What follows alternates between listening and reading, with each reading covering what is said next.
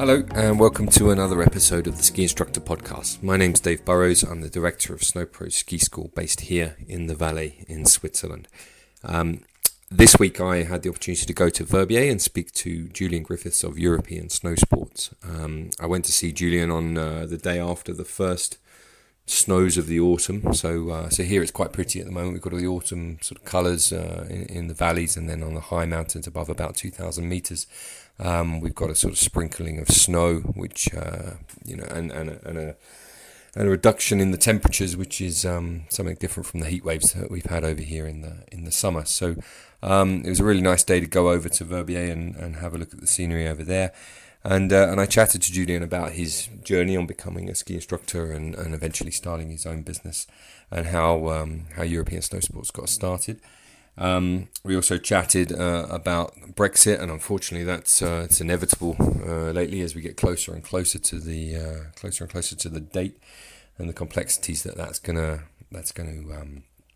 bring to the ski industry over here. So enjoy this first half, enjoy the chat that we had, and I'll catch you somewhere in the middle.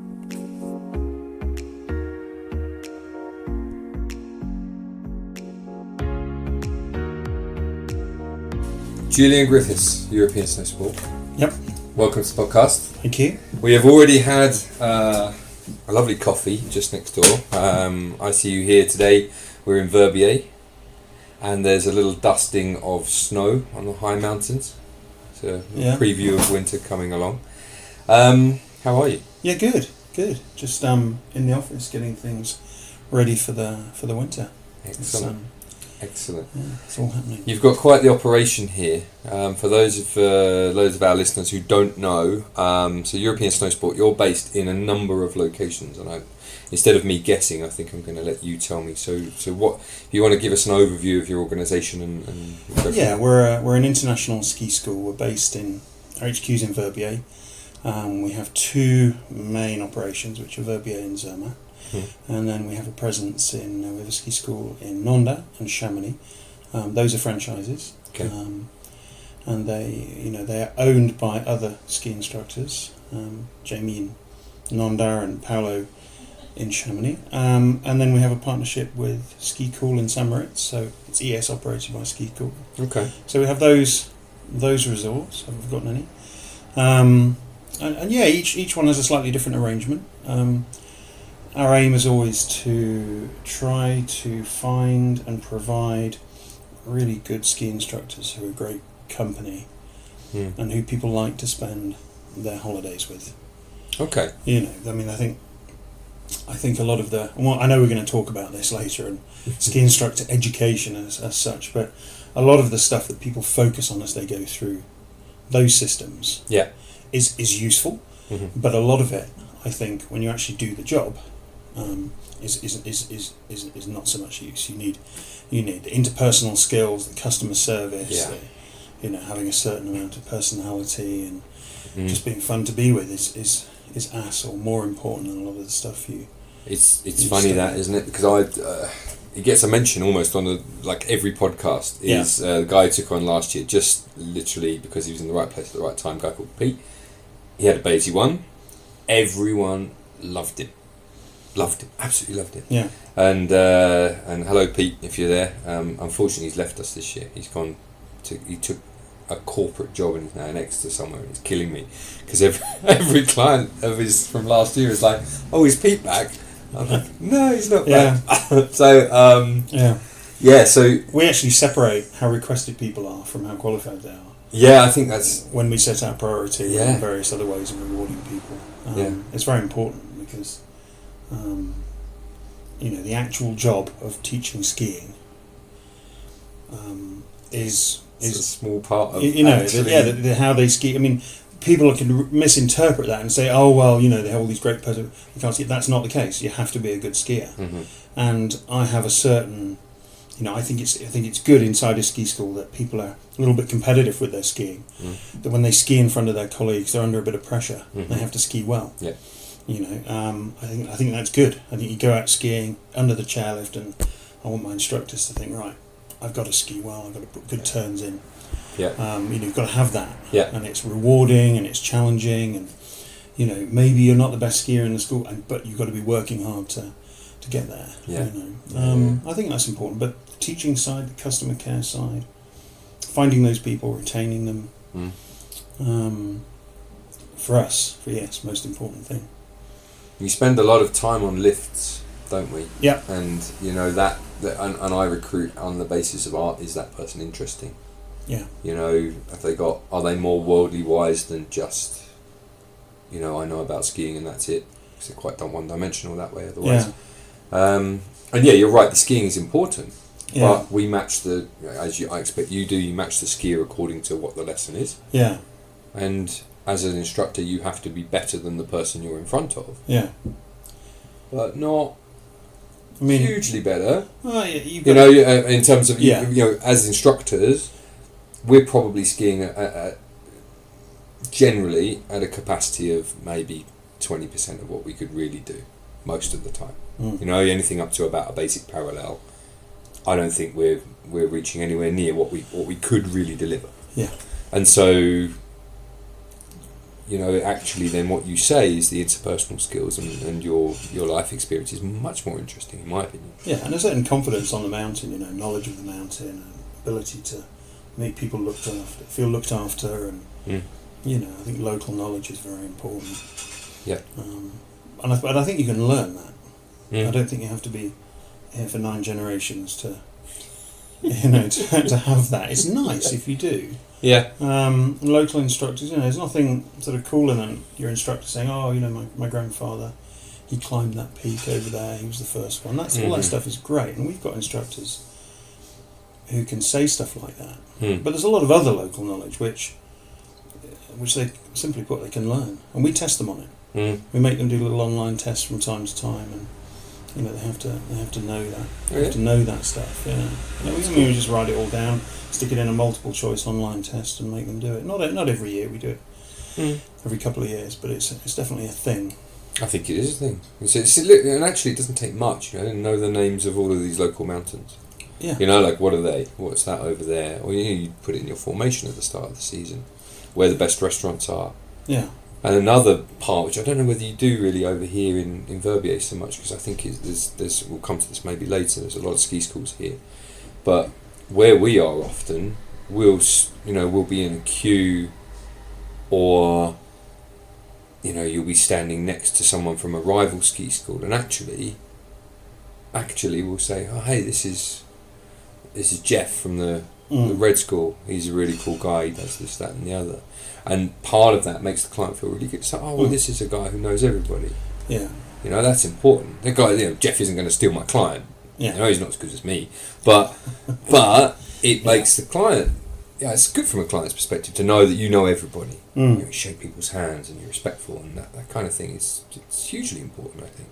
Yeah. From a company, company perspective. Yeah. Oh, okay. Yeah, and that's our philosophy. That's what we work hard to deliver. We're about 35 to 70 instructors in Verbier, 25 to 50 in Zermatt. Oh, and the other schools are a little bit smaller, but it takes a little bit of administration getting them all, or the foreign ones, permits, and everything set up properly, and you know, it takes a little bit. We've got a great team in the office that does that and organises the sales, and I think the customer service on that side is pretty important. We've got maybe 17 ski schools in Verbier, and you know, most of them take their bookings. It's the guy who teaches who takes the bookings. Yes. So you can never get through to him, and you know, we called up some of the ski schools in Chamonix a few years ago, and we rang one at 1 o'clock in the afternoon, and the guy was asleep. You know, and it's like, if you've got an office and people can take calls, and you know, silly things like a phone system, you know, so that if one person's busy on a call, that then goes through to another person. You can get through, you can take the bookings, and I think that's part of it. Certainly reflected. We get some great referrals from some of the really good chalet companies here, and we work with the best ones, and some of the good hotels in Zermatt. Routinely send us business. So yeah, we must be doing something. Yeah. Well, it looks to me, you know, like I say, we were talking earlier about, you know, how do you scale up a ski school from it just being you and a telephone. Yeah. And that there's nothing that bugs me more than seeing instructors, in a lesson on the phone. Yeah. Trying to juggle the role of two things at least. Really when it doesn't look very professional to me. I see it all the time. Yeah. How do you take your business from that place to the place where you're a much bigger operation, and that's something that's really interesting to me at this point in time. Yeah. With a growing ski school but I just don't want it to be completely reliant on me in the future. Yeah. Because there's a lot of people who rely on me now, and then like you say, if I get run over by a bus or something, or run down by a pea basher, then hopefully not. Then what happens? So yeah. Do you have underneath ES? Do you have a couple of like sub brands? What is? Yeah, we have ES Academy, which is training programs. Yeah. So we have a program for level 1s and people who are starting out in Nonda. And in Verbier we have a program for people level 2s training for their level 3. We also have that in Nonda and Zermatt. And then in Zermatt we now have a program for aspiring level 3s and a program for aspiring level 4s focused on Basie. Our director over there, Hannah Bryans, is a Basie trainer, and she runs, her and some of her crew run a good training program there, and that's really popular. Jamie in Nonda, a lot of his training is all multi-system, so all our courses are open to everybody. Yeah. There's a bit of an IAC flavour in Nonda, a bit of a Basie flavour in Zermatt, and we take people onto those programs for every system, and I think that's good. I think systems, good skiing is good skiing. Yeah. I think there are some specific things around language for each system, but if a system becomes so opaque, so mysterious, and so hard to understand that you absolutely, it's a mystery, you shouldn't be in that system. No. It should be, okay, I understand, it should say to you after the first couple of levels, I think an aspiring instructor should go, okay, I now have an understanding of what good skiing is. Yeah. I know how to develop skills in other people and myself. I know how much practice leads to my skiing feeling better. I know when it feels better, it's better because I'm moving better, I'm balancing better, my balancing movements are smaller, therefore I can start to increase my speed, range of movement, things like that. And if you don't understand those things, then go and learn them, because when I look at all the training programs, I see quite a few of them where the students are very dependent on feedback. Yes. And, level 1 and 2, external feedback. Is that right? Yeah. Well, you should be leading people towards independence as a learner. And if they're training, they should begin to understand it and understand the volume of practice. Yeah. Doing 10 runs with 10 lots of feedback is no good for you. You need to do 1 run with a little bit of feedback, maybe something to try, then go and do 3, 4, 5, 6 runs, just practicing that. It takes that much to make a tiny change. It sure does. And then move on to the next thing. Maybe vary it.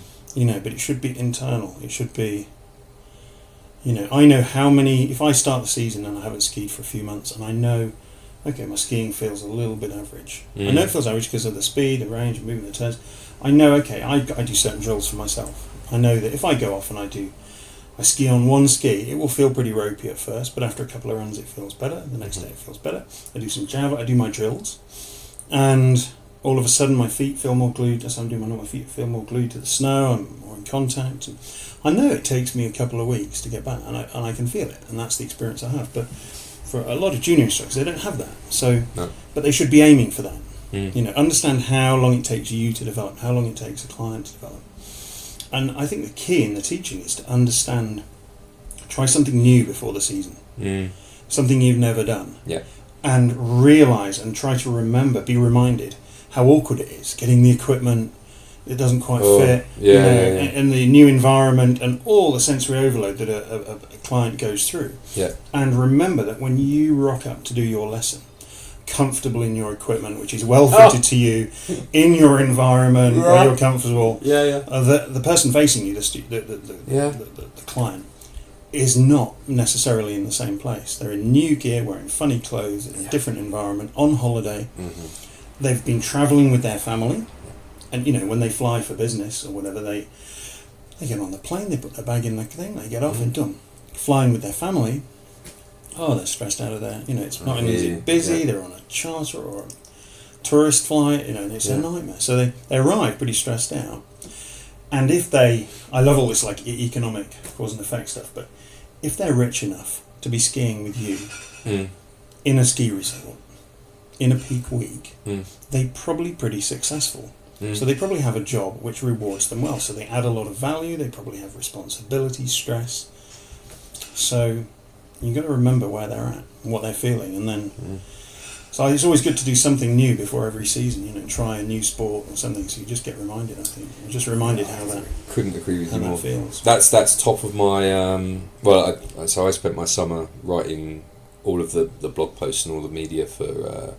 That will be going out to our clients in the winter, and one of those is exactly that. What is the experience of a parent with kids to get them to the ski resort to stand in front of you at 9 o'clock in the morning? Now you're sitting there. You've just come out of the Hermitage Hotel here. You've had a nice coffee. You're feeling pretty cool. All your boots fit. Everything is great. You're lovely and warm. Client is just I got one of my clients with two kids. To write for me what his experience of a morning was, and it's chaos for him to get his kids there at that time in front of you, and for you to rock up with like a winning smile and sort of to say, oh yeah, how you doing, all that sort of stuff. Well, his experience of that path is completely different. It's important that our instructors know that. I read that out to them at our formation last year, and I said, look, you have to have this empathy because this is really, really important. Your client's experience of skiing is not the same as yours. Yeah. And one of the things that I really, really want to do, you're welcome to steal this idea if you've got it, is and watch out Snowpro's ski instructors, because this is coming, if I can get it organised this winter, is everyone's going to go and get rental equipment. Everyone is going to go and ski on rental equipment. I've wanted to do that for ages. And it'd be a bit of a mission to organise, but if I can do it, because our stuff as ski instructors is so finely tuned to us, that, alright, you go and rip short turns now on a pair of rentals and a pair of rental boots and see how far you get on. Because it won't be... I did my second trainer selection on a pair of rental skis just to take the piss, really, but... successfully, kind of. It's definitely a good thing to do. Yeah. I think rental boots would make more of a difference. Rental skis are kind of, you probably get used to it, but rental boots, I would imagine, would be a real difference. And so just going back to the original point, your other brands, so your other sub-brands, you've got ES Academy, and then there's something else? ESSA. Right? ESSA, European Snowsports Swedish Experience. Okay. It's not an equal opportunity employer. It only employs Swedes.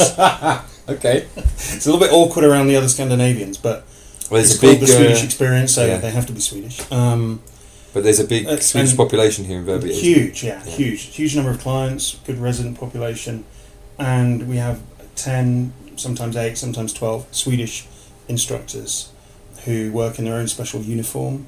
In the Swedish school holidays, we have kids groups in Swedish. I think we had 13 groups of kids in Swedish last year. Yeah, it's really successful. Why are the Swedes here? Why is there so many Swedes here?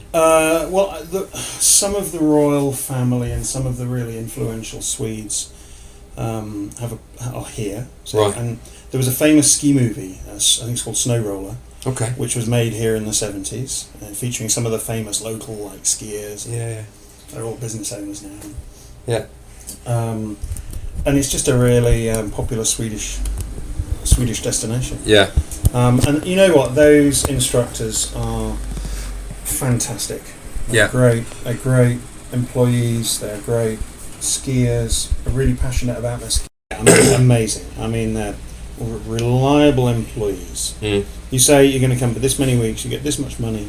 They come, you pay them that money, and they go. They don't try and renegotiate in the middle of everything. They don't try and. They're reliable. They're always there on time. Their system is good. Their training is good. And in Sweden they have. I mean, the Swedes might correct me, but my understanding is they have a coupon system. Right. So you get to 18, you're given a coupon for X number of thousand Swedish kroners, right. And then colleges, some of them independent, can set up and say, "Give me a token. will run this course. Okay. And then they take that token to the government, they get paid. Huh? So it's a sort of free market in education. Yeah. And there are, and there have been, and it is a changing situation, but there are colleges where people go for 2 years. They do work placements in the Alps. They do experience up in Sweden. Yeah. And when they come out of that, they have a sort of formal tourist education. They're just amazing. Okay. And they're great skiers. Some of them they have a good solid group of free skiers. A lot of them, a lot of our Swedish instructors compete on the freeride qualifier tour. WQ, and they do really well. We follow them and try and help them as much as we can. I mean, they're just brilliant. We're headed by Jonas Sundstedt. He's been in charge of that for 12, 15 years. Okay. It's really successful. The other place I saw loads of Swedes was Andermatt. Yeah. I don't know why they're there either, but it's amazing, isn't it? How these little things grow, just from maybe one movie or whatever. No, they love it. But I mean, a bit like Nonda, they are. They have lots of Dutch clients. Yeah. So we just fit to the market a little bit. Yeah. Can't sing their praises enough, Swedes. Just fantastic. Nice people in my experience. Yeah. I've even learnt a little bit of Swedish, a tiny bit of Swedish. Now there's some I can languages. thank the clients for choosing our ski school in Swedish, but that's all right. I'm not gonna do it now because it'll get. The trouble with the Scandinavians, of course, is they're all so good at English. Like you just exactly. Yeah. Okay. And then. Okay, so fine. ES ride, snowboard section. Yeah. I don't want to leave anyone off, but those are our three. What is this Bramble ski thing that I see? This is a different company. They just. Oh right, they're a different thing entirely. They just sublet that office. Okay. All right. Sorry. Shout out to Bramble Ski. Yeah. Cool. All right. Do you want to tell me? We won't dwell on it too long, but how did you end up involved in skiing? Because you clearly come a long way. I'd love to have a sort of mini potted CV or resume of how you got to here. I went on an inter-ski holiday with my dad, and they have an award system which they still have, a star system, and I got the we went for 2 weeks. Inter-ski in Ulster? Inter-ski in Ulster, and it was, I don't know, it must have been like, I actually learned to ski, started skiing at Harrogate Dry Slope. Okay. 1982, and on the way there, I come from Sheffield, and Sheffield was a big industrial city, and the last sort of big heavy jobs that were there in any great numbers were the collieries, the pits, and there was a pivot from industry to leisure. Yeah.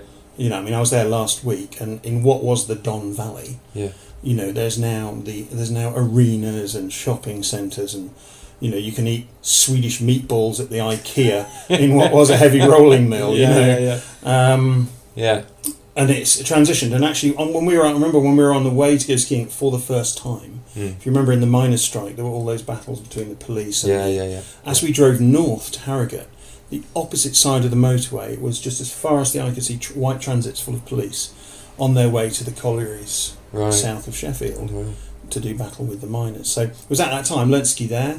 Then it became holidays, very lucky to do that with my dad, and that was a thing we did together. And then there was a turning point on this when I was 12, 13, on this inter-ski holiday. And to get the 6 star, you had to do what was called a ref mel, with Mel Mellon, who was like the chief instructor. Okay. And he was like this old, and we had to meet him in the bar the night before, and he sort of regaled us with stories of overtaking people in slalom races and bizarre, like it was really like all the other instructors were sort of in awe of him. And anyway, so we went it involved a ski test with him. So we went off and we did the ski test, and as some sort of like portend of the future, during that ski test we were stopped by the Carabinieri who were carrying guns, and they checked his papers and his license and whatever, and it was very interesting. It was like, oh.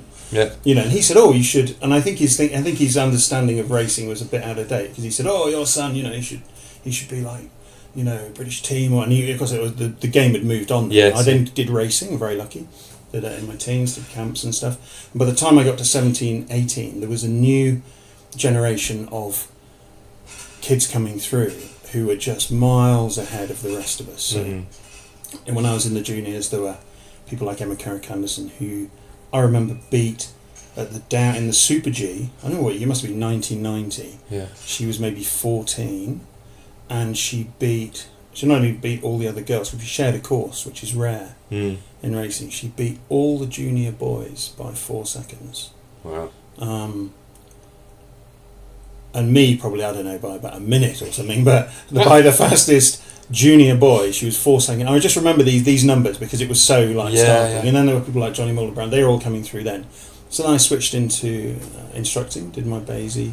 Was that around, just to go back to that, was that around the time the transition, it must have been, between parabolic skis and straight skis? No, that was later. A bit later. That was later, yeah. I remember reading something about how it was a bit crazy around that time because you know guys didn't know which type of skis to take to races, right? Because you had, and maybe around that time, maybe a slightly bit later on, you had guys who were kind of decimating the field because they were on I guess more equipment that we would use now. There were rumours at that time that the top racers had much bigger side cuts. Yeah. And the materials to make that work, the torsional rigidity, was so expensive that it could only be for them, and then slowly it came through to everybody. But when I worked in America later on, they introduced those skis into our rental department on this other mountain I worked in as a method to fast track to parallel. Yeah. Which didn't really work. It was like 3 hours to parallel or something. So they told us we had to get people up the mountain and it was 3 hours. 3 hours. It didn't work, even with these fancy new lightweight super short skis. It didn't work. But it was much better than it was before. Yeah. Okay. Not counting all the injuries they caused. Yeah. But all right. So you switched then racing into coaching. Yeah. Did my Basie. Under 18, left school. Didn't go to university. Went to New Zealand. Started teaching down there in Turoa. And then I did back-to-backs, and 3 in New Zealand, 3 in Australia. And after the first season in New Zealand, I thought, right, I'm going to try and work in all the most famous places, So I was coaching for the Kandahar at the time, came back to Kitzbühel, got off there and I thought, right, this is it, I'm going to work in Kitzbühel. And it was the winter of 92, 93. And as it says in your other podcast with Phil, he couldn't really remember the date.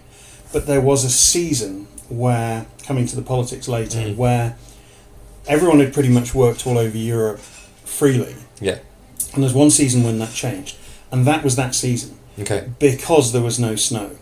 Ah. See, so I spent a week in Kitzbühel, couldn't get a job, flew home, got in my old Vauxhall Chevette and drove up to Aviemore and then worked the next 2 seasons there. Yeah. Just because there had been no snow in Kitzbühel at that time. And in France, I know we'll come to this later, but in France that season, you had all those instructors working for the tour operators that nobody had ever cared about. The French guys would be sitting there in the bar with their coffee in the morning, no clients, because the French could look at the weather and not come. Yeah. Whereas the Brits had booked. They were busy. The planes had been booked, they'd come, the buses would roll up in all the little resorts, the British instructors would get on with their clients, so they'd go off to Tina or over to ski. Yeah. So they had work, but your average French instructor, French client staying away, all it's going to cost him is he's got his rabbit hutch, whatever, in his car. They had no work. So that turned up the heat politically, and it was from 2-3 that it suddenly became much harder. Especially with the European, certainly French mindset, which is it's my right to work, as opposed to maybe a more of an Anglo. Phil talked about this too. Yeah. Your average French instructor who's sitting there, he hasn't got any work, but he's expecting I should have work. It's how it is. It's how these things work. Whereas the Anglophone guys will literally go out there and grab people in, market to them and drag them through the door, and that's why they're working. In a sense, if you look at that attitude of we're kind of skipping a bunch of stuff here, but we'll come back to it. Yeah. If you look at that attitude, he expects to have work. He should expect to have work, because what stands behind him is highly effective supply-side control. Yes. So he knows that if he's out there, he is one of a number that's been allowed through, and the number should meet the needs of the market. In fact, it shouldn't quite meet them, so that they are busy all the time. Busy all the time. Yeah. Like when you arrive in Paris on the train and you try and get a taxi, there's a huge queue. I try not You to. know, I've only done it a few times, but there is a huge queue, and everyone's always complaining. Yeah. But the taxi driver, no doubt, has, there's probably some sort of equivalent licensing thing. You guarantee it. And just like the butter mounting, all those things are all about controlling the government, controlling the supply side. So they expect that because they have an effective government that controls the supply side, and as we'll hear later. So you're in. It's really you're in boring, isn't it? No. Skiing's all fun. Welcome to all this nonsense. Well, we're not here to. This is interviews between ski instructors, and quite frankly, I mentioned in a couple of episodes before. I don't really care if people listen or not. This is just for me. That's interesting. So let's do what we do. So you're in Aviemore. You did 2 seasons there. Yeah, back to back New Zealand and Australia. Aviemore, then went to California. Oh, cool. Yeah, did a couple of seasons out there. So the first 4 years, the first 18 to 24, the first 6 years, I was just doing back-to-back seasons. So learning your craft in a I mean 2 a year, 18, 19, 20, 21. So by the time I turned 22, I'd already had 8 seasons teaching under my belt. But at that age, you still look pretty young. So a lot of my contemporaries at that time, going through the education in Basie and so on, they took a different route. Everybody was in Aviemore in the beginning, and it was, if you come to Verbier now, there are 18 ski schools, lots of British instructors here. Val d'Isère, it's the same. Yeah. The scene, if you like, is here, but then it was in Scotland. Okay. And going to work in Europe was the next big sort of challenge. And it was like, well, how do we do it? Where do we go? Do we have the right? It was the big question. But I went a different direction. Went to the States for a couple of years, which was interesting. And lots of Brits over there too. Lots of people, lots of opportunity there. Big focus on customer service. Yeah. And I think that was pretty formative. We're in a small resort, working with lots of Australians, and their ski resorts and their attitude and their approach is very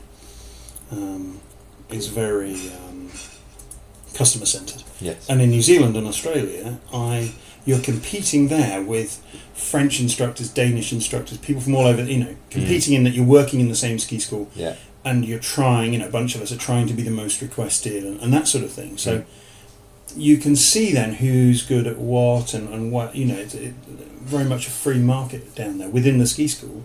And you can work out, just those first 6 seasons really quite, I'm glad I did it like that because it opens your eyes to different systems, whereas a lot of people aimed squarely at France at that time. This is all pre-Eurotest. The 8 years before the Eurotest came in. Yeah. And so you did your form, and then what? So then did you come here and start? No, I went to Courchevel. Okay. Rang Basie. They said, "Oh, there's a French guy who's had my level 4 by this point. Right. There's a French guy called Jean-Yves who you should go and try and work for. He's very litigious. He's made a lot of progress. He was the first independent ski school." After one in Val d'Isère, French-owned one, and he has made a lot of progress fighting the authorities for recognition of his school, right to use the priority in his established school. You should go and work for him. It was actually the CEO of Basie at the time. He said, "Oh, why don't you try?" And so I rang him up, and I ended up working there for 4 or 5 years. Okay. Which was an interesting time. Yeah, it sounds like it. Yeah. It sounds like it. Okay. And then what led you to here to Verbier and Zermatt? And there's clear targeting of higher end name resorts. Is that part of the plan? Yeah, the plan is for ES, just to be in the best resorts. We actually came out of full-time teaching for a year, lived in the UK. By that time I was an examiner for Basie. Used all my holidays maintaining that.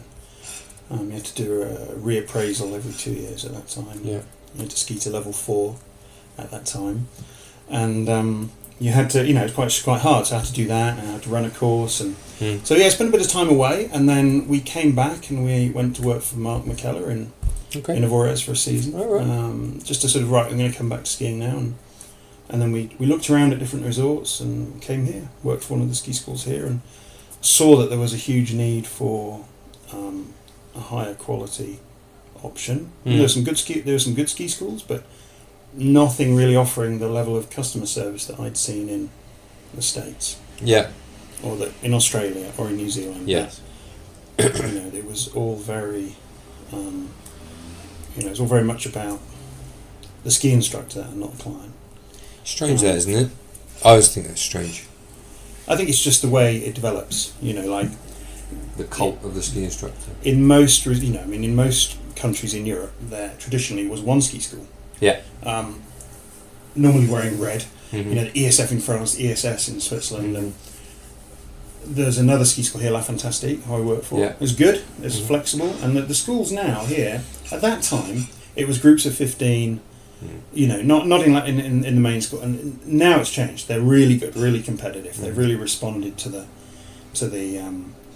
competition. Warren said that. He said that everyone's game gets upped by someone being good. Yeah. Which definitely. I think is fair.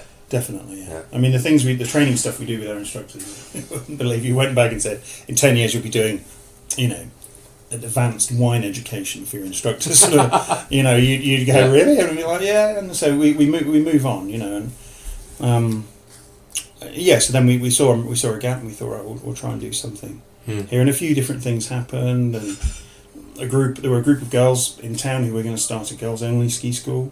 Cool. And something went wrong with their planning, and they said, "Can we join you?" So I was like, "Yeah, great."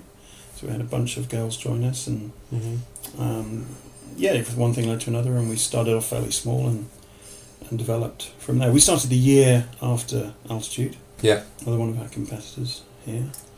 And bizarrely, the guy that started Altitude, I'd got him a job where I'd been working in California. Oh, really? Yeah, and then the next time I saw him was back at Sheffield Ski Village, where I'd done some teaching since I was 15, and he was there going, I'm off to Verbier. This was the year before we started. I'm off to Verbier to start ski. So I was like, oh, brilliant. I'm moving to Verbier too. Yeah. And he was like, see you there. I'll see you there. 3 years later, we're having inter-ski school rugby matches and all sorts of competition and all sorts of dramas. I have to say, listener, the reason that I can't hire any girls in my ski school, we just don't get the applications for them, is because they all come here to Verbier. This is where they all come. Really? Yeah. I think so. Yeah. We aim for half-half. Really? Yeah. And you get that? So I just went through this recruitment process, 80-20. as you might have seen. Yeah. We're nowhere near that. We didn't even get that many applications, maybe one. No, we get 80-20, 80% male, which means in a sense we probably positively discriminate against the men, but we aim for 50-50, and that's in the non-patents, because in the patent side of the school it's 95%, male. There just aren't that many. There are women going through, but they tend to be in German-speaking Switzerland. They stay in their village, and it's really hard to find them full cert level. We should explain, listener, that the patent is a local qualification in Switzerland that is the patent is unique to the Valais, and what it means is that if you have one of those, you can employ a certain number of ski instructors of a lesser level below that. It's the full cert Swiss, yeah. It's not even called the patent, really, is it? I think the patent is the local but one. It's part of the... and then there's a higher... tends to be very federal level above that. But in our non-patent team, we aim for... And we don't quite get there every year, and we aim for 50-50. And the reason we do that is because it's proven in lots of studies. Yeah. It's like cover all, say something, make it sound clever, but it's true. If you have a team that's half and half, you have much more harmony.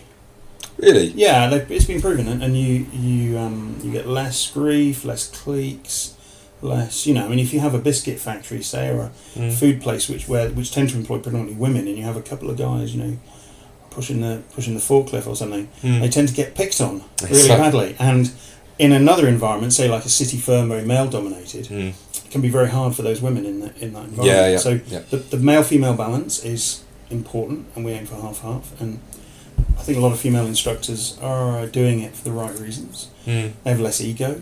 Parents often prefer it for their children. That's sometimes for sure. Sometimes we get a request. Sometimes women maybe who've lost a bit of confidence who want a ski lesson sometimes request a female as well. More so for when they want for their children, but so, and also it's fair, isn't it? I mean, there's all this talk in the news of gender pay gaps and all that sort of thing. There is, I but think. and I've seen a lot of stuff written recently in various industry press about trying to increase, the number of women that are coming through. And I've looked at that and I've just said, well, that's just not my. I don't want to shoot down things like this, and I'm not sitting here presenting myself as a, patriarchal ski instructor or ski school director. But we just simply, Head of the evil patriarchy. There is, the evil patriarchy of ski school directors. But there is literally just not as many women that apply as there are men. And men seem to be more attracted to this industry, and I don't know why. And then, it follows then that if there are less women, they will go to the more attractive places, which is why Verbier has them all. That's why Zermatt probably has them all.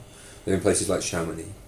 They're not going to come to some backwater village in well, don't do it down. It's a nice. Oh, it's all right, but it doesn't hold the same draw. Necessarily as the bigger resorts, and well, that's fair enough. I'm not going to solve that with any kind of positive or discrimination. Otherwise, it's just not. It just is what it is, as far as I'm concerned. So sue me if you're listening. Whoever's in charge of that in Switzerland. Your male instructors will sue me for not giving them a All right. Let's go on then, because this has come up a couple of times. Do you want to go down? Do you want to look at ski instructor qualifications through the prism of Brexit? I think it might be a useful place to go, because Brexit's coming up. Yeah. Maybe. Depending on the machinations of the UK Parliament. It clearly affects, you're in Verbier. It's hard to speak French here sometimes. There's a lot of British people here. A lot of British instructors are here.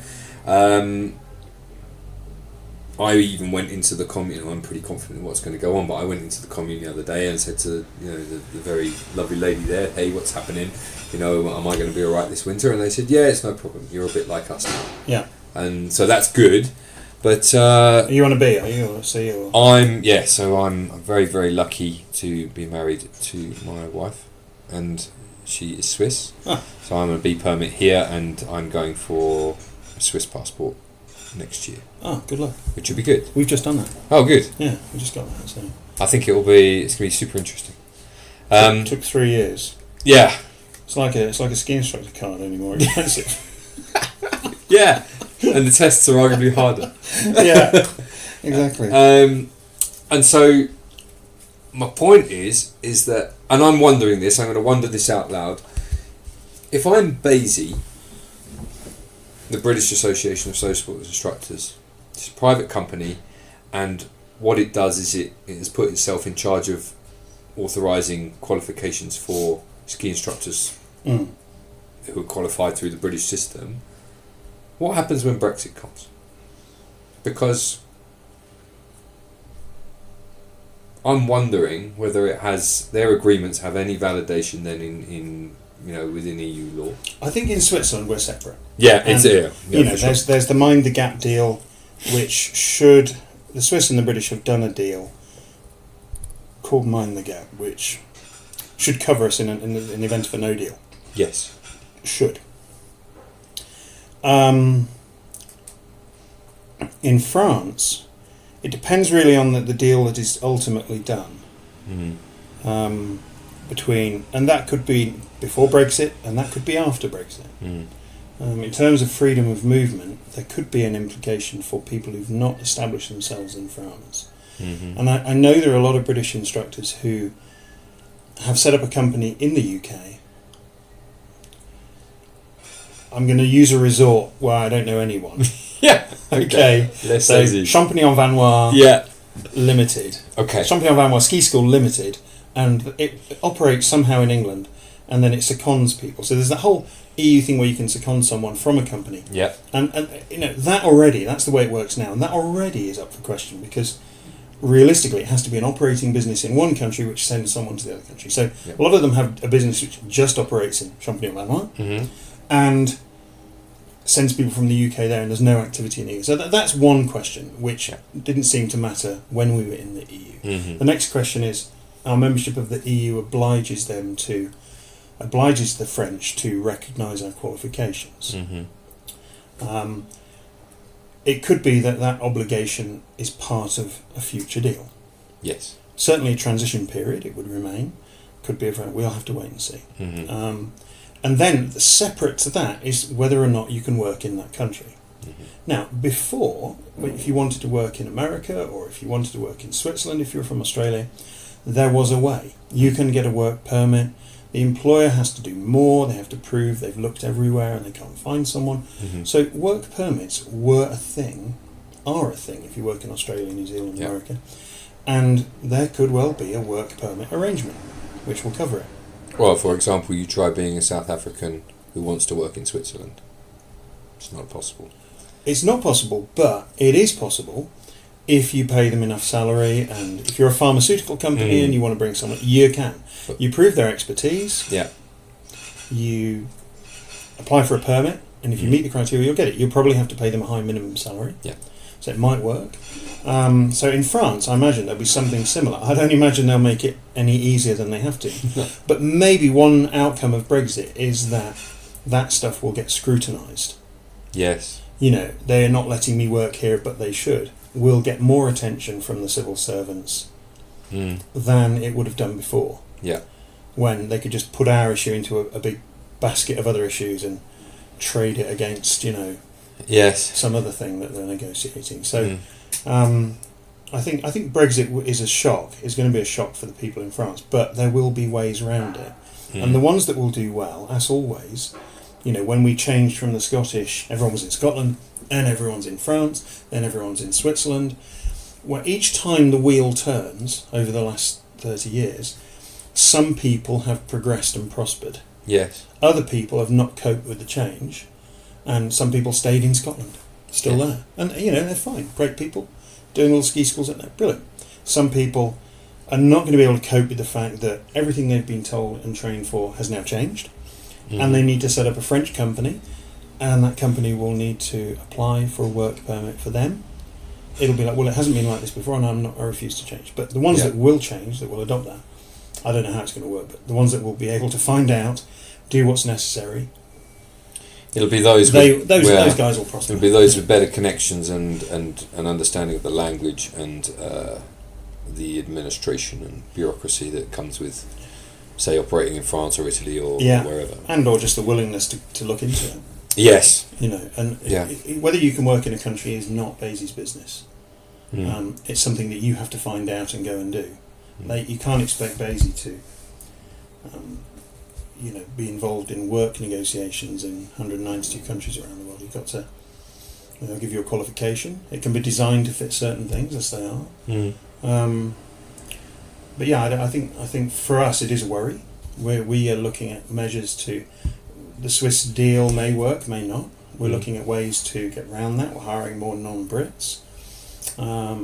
It's tricky. It's a worry, and we're following it. I mean, it's quite interesting. I've been following it for a while, and all of a sudden a lot of other people are following it in great detail. And I'm like, well, it's a little bit late now, getting messages, saying, oh, this has happened, that's happened. I'm like, well, this is a long story. I think it would be good. I mean, you hear people talking about the uncertainty. I think it needs to be done. We need either to enter a transition period or we need to be out. It's the same thing for all these things, isn't it? People talk about the FX markets, people are worrying about the exchange rate. We talked about it earlier. Yeah. And FX markets rely on certainty. So one way or the other, it doesn't matter which way. Yeah. But just give us something. Yeah. And stop all this messing around. We need it to be finished. Yeah.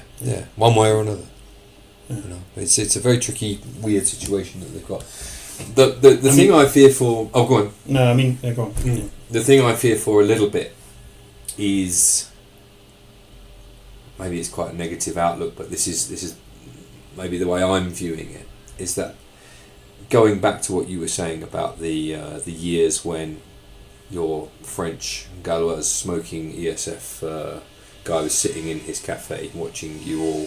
Not go out not me. I mean, I was in America. But watching the instructors going out and servicing the British clients, those things stay long in the memory. Yeah. And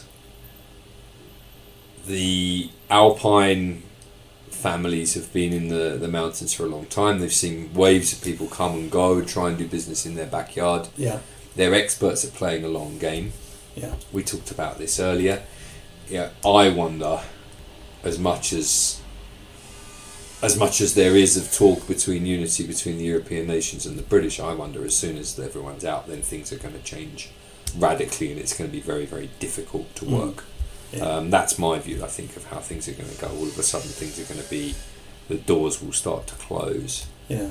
And then all of a sudden, your average French, Italian or Austrian instructor has got loads more work than they can handle. It's good for them, it's good for their families, it's good for everybody. I mean, I think if you look at the total numbers of clients and the total numbers of instructors, if all the British instructors disappeared overnight, they wouldn't feel much of a benefit. I don't think there are enough. And you've got to remember that, only 5% of the British ski instructors out there can work in France. They can all work in Switzerland. Yeah. But only 5% can work in France. And the total number is maybe 200 or 300. And they'll notice a benefit. The destinations will not feel a benefit because the people who go there, in the worst case scenario, won't be able to have their regular ski instructors. Yeah. And that will be bad. Bad for them, bad for the ski instructor, bad for the destination.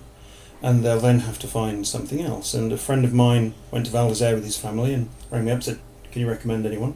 So I rang a few people. And it was like, I could do 3 o'clock on Tuesday. Yeah. I was like, no. Yeah. I'm looking for like 10 a.m. every day for a couple of hours. Oh, laughed at me. Yeah. The demand is so limited that people are starting group lessons in Châtel at 3 o'clock in the afternoon. I've seen those. And for us in Switzerland, that is unbelievable. Yeah. How, the state, the ski instructor union, the village, are in a situation where the supply is so limited that people's children have their ski lessons starting at 3:30 in the afternoon, after lunch, when they're tired, and bad snow. On bad snow that's all chopped up from. Awful. But how that can be acceptable to the destination? Never mind the country or their touristic authorities. France Tourism or Savoie or the Region Mont Blanc or any of those organisations. They've got tons of those organisations. I know those guys. Pumping out millions in promotion. And then they get the clients there to beautiful places with fantastic lifts that the state has paid for. Yeah. And then they can't find it. Is it any wonder that skiing is on the decline slowly? When this one element of the experience in those places in France, the most popular place, is so not bad, but so it is bad. It's a bottleneck, right? The ski lesson itself might be great. The ski instructor might be a thundering professional with his level 4, but it's no good if your client has to wait till 3 in the afternoon. It's no good if he has to be in a group of 12 or 15 or 10 or even 45. I saw 48, 45 kids with 2 instructors in Leger a few years ago. Yeah. I tweeted it. Yeah. I got a letter 2 weeks later from a lawyer saying, "You must retract this. It wasn't 45." And I was like, "Okay." Well. It wasn't 45. It was only 38. Oh, okay. I put a little retraction up, slight adjustment in the facts, and they said no. So like, okay, and then they sent me like a €1,200 bill saying you must pay this, and I said, well, no, I'm not going to pay it. You can come to Switzerland and try and make me pay it, but there is the photo, there is the evidence. You can only challenge it so far, and I never heard from them again. Yeah. But the groups are enormous. Yeah. Not in the little British ski schools. No. But I don't think they can cover their market on their own. So the supply is the market of British clients who want a native English speaking instructor.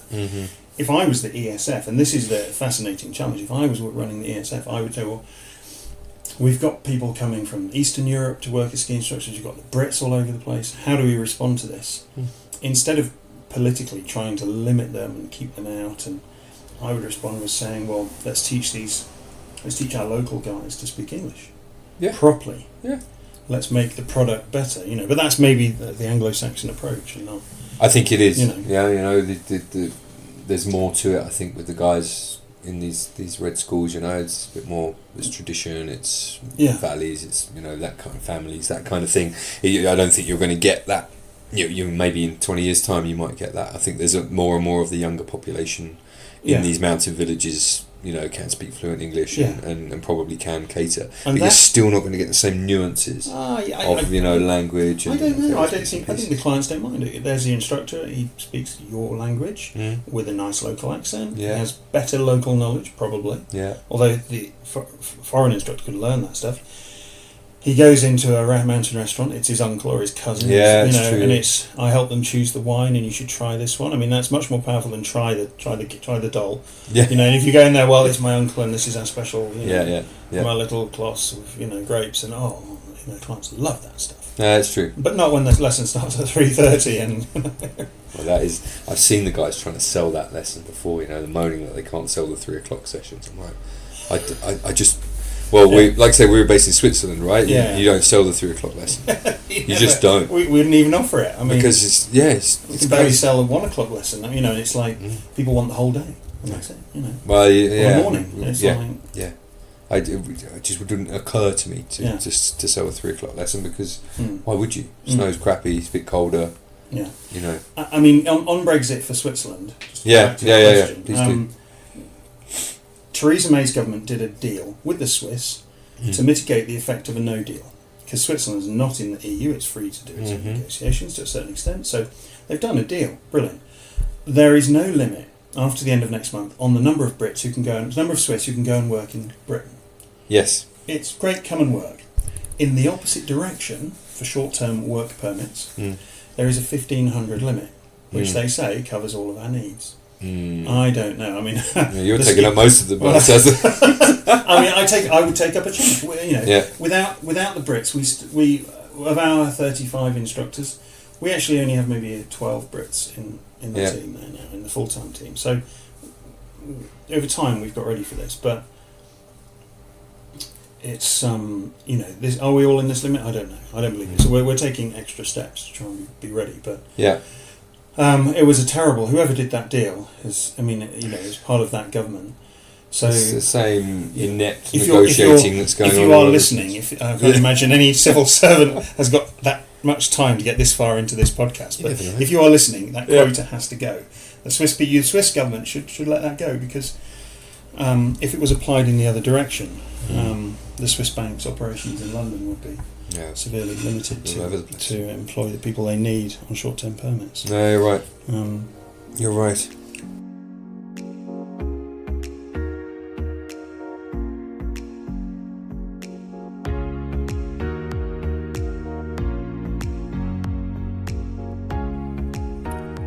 I hope you're enjoying the chat that I've had with Julian.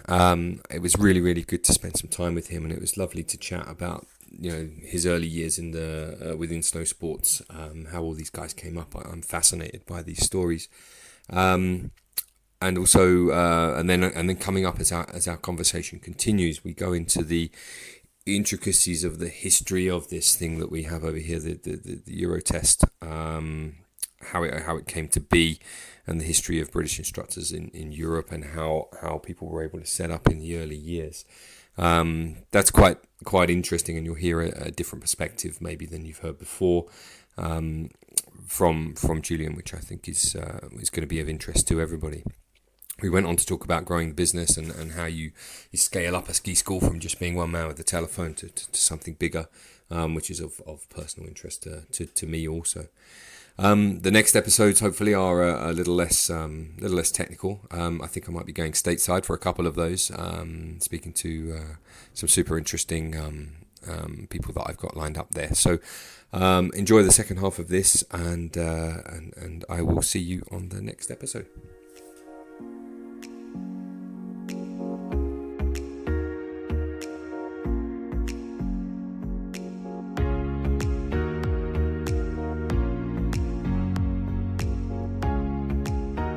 Okay, we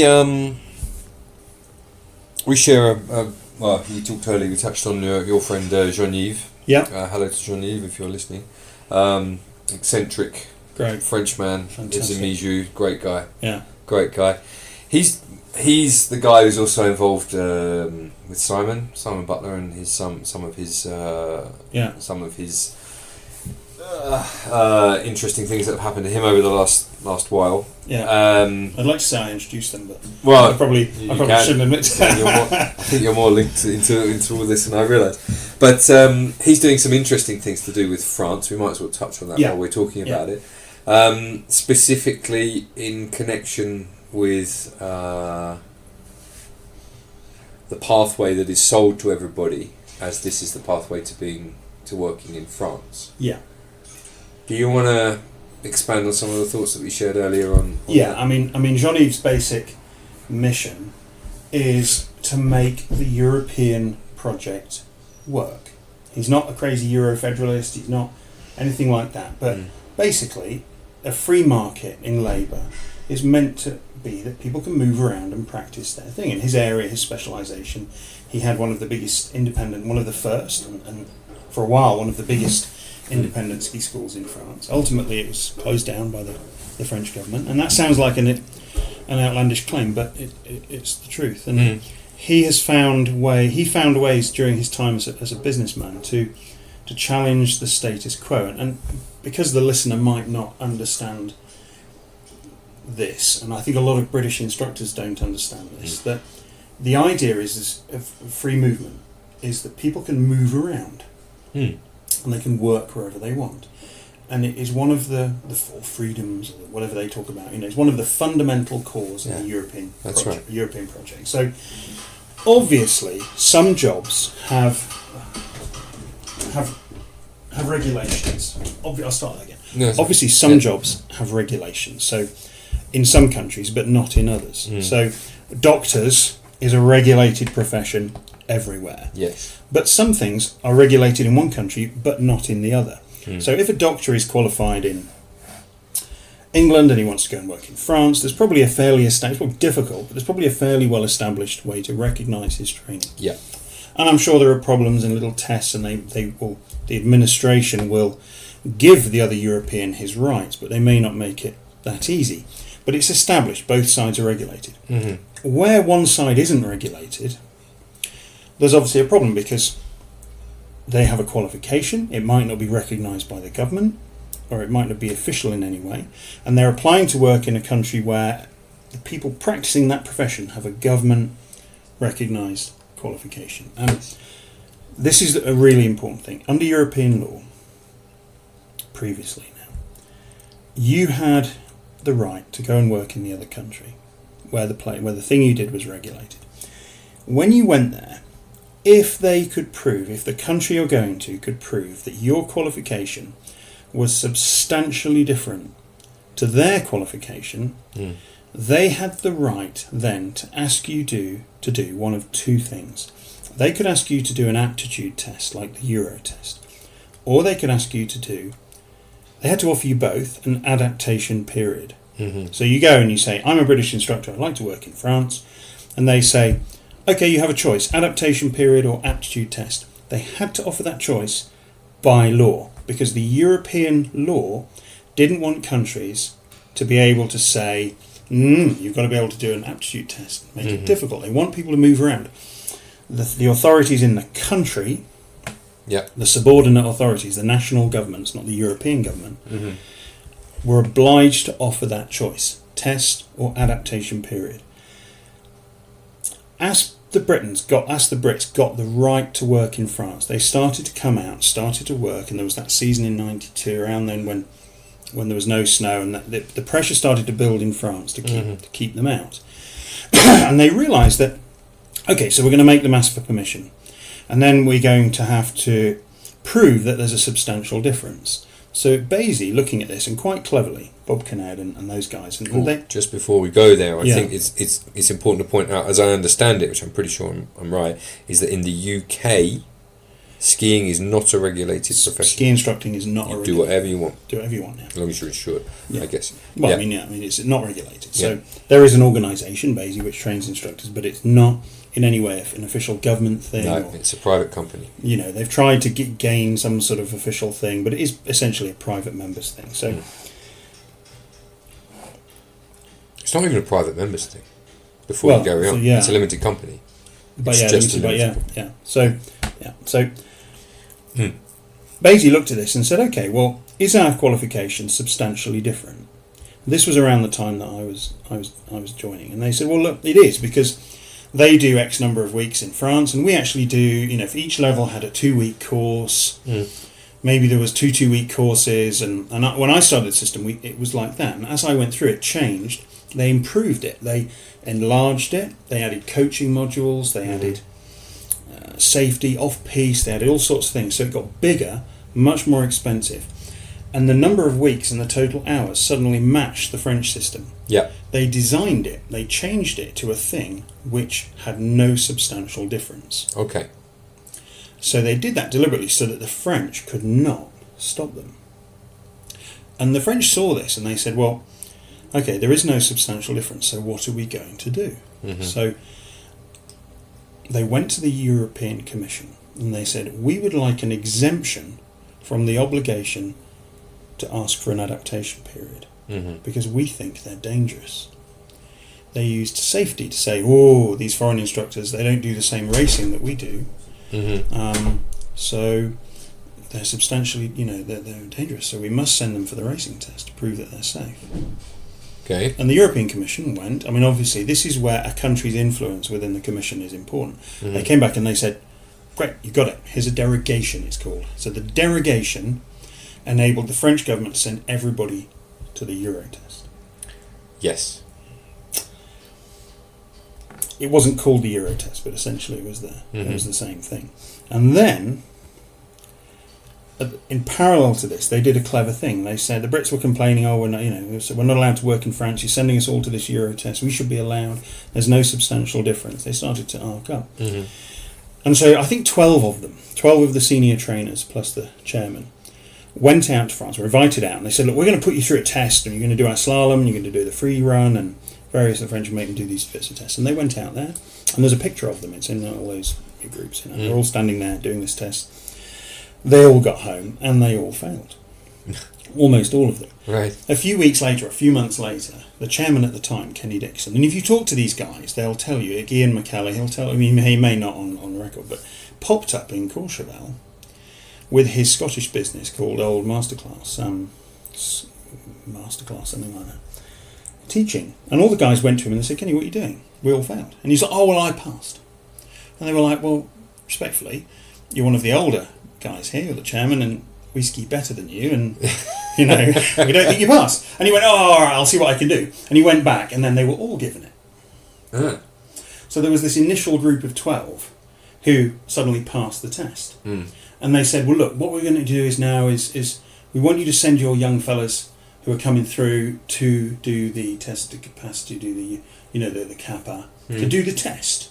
And if they get that, they can come and work with you. And they all went out there and started their ski schools. And some of them, quite bravely, had already gone out, set up a thing, were putting pressure on the French, those early, challenging the authorities guys. Phil kind of alluded to that. And they were, together in this group, and then they were together in that group, and they were fighting here and there. They were quite brave. But essentially, they were given it. And then all the young blokes beneath them who were coming through the system were like, oh, yeah, I'm going to work for you and work for you. And the money was incredible. Yeah. Instead of working where everyone was working, it was like, come to France and earn, crazy money. Big money. Like more than £10 an hour. Yeah. And so then that whole group of people started to side with this idea that, well, you would have debates about it, and you'd say, well, are we really, are we really as good as them? Well, yeah, we are, because the same volume of the system, and there's oh yeah, but, and then as more and more people did the test, well, I've done it, then you should do it. Why don't I train you for it? And more pressure started to build. Jean-Yves Ski School, we were fighting, we refused to do it. I come from a racing background. Everyone's like, Julian, why don't you do it? You used to race, you'd be fine. But like, well, it's not right, is it? It's the principle of it. Oh, it should be allowed to work. Yeah, but you should do it. Oh, but no, I'm not going to do it. So we went and we worked and we were arrested, and and then they tried to start a case, and then at the same time, the French were like, oh my God, this is going to unravel on us, because these guys, they have an equivalent qualification, they're here working. If they pursue, if it's taken to the nth thing, so we need a solution.